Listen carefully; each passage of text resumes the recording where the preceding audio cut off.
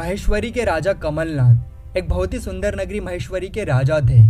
उनके पास सुख सुविधा और ऐशो आराम के सारे साधन थे, लेकिन वो अपनी जिंदगी से बड़े परेशान थे। उन्हें समझ में नहीं आ रहा था उन्हें क्या करना चाहिए। वो बहुत ही परेशान रहने लगे। राजा कमलनाथ के मंत्री ने उनकी समस्या को भांप लिया और एक दिन राजा ने खुद ही अपने मंत्री से कहा, मंत्री जी, मैं बहुत परेशान हूँ। मेरे पास सब कुछ होने के बाद भी मुझे चैन नहीं मिल रहा। आप बताइए मैं क्या करूं?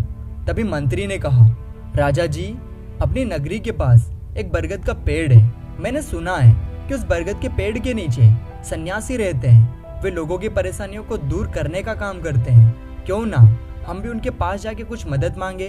तभी राजा ने अपनी सहमति जताई और अगले दिन वे दोनों सन्यासी के पास गए। राजा ने उन्हें प्रणाम किया और बोला, हे सन्यासी, मैं महेश्वरी का राजा कमलनाथ हूँ। मेरे पास सब कुछ है, लेकिन उसके बाद भी मेरा चित्त कहीं पे नहीं लगता और मैं अपने जीवन से बहुत परेशान हूँ। कृपा करके आप मेरी सहायता कीजिए।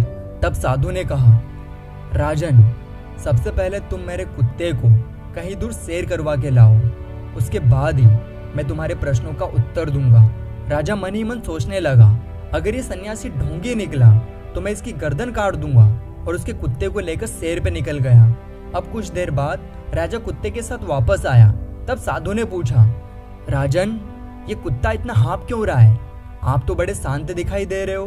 तब राजा ने गंभीर होते हुए कहा, महाराज, पता नहीं जब हम चल रहे थे तब ये रास्ते में आने वाले प्रत्येक जानवर के ऊपर भौंक रहा था और उनके पीछे दौड़ रहा था, इसीलिए इतना थक गया।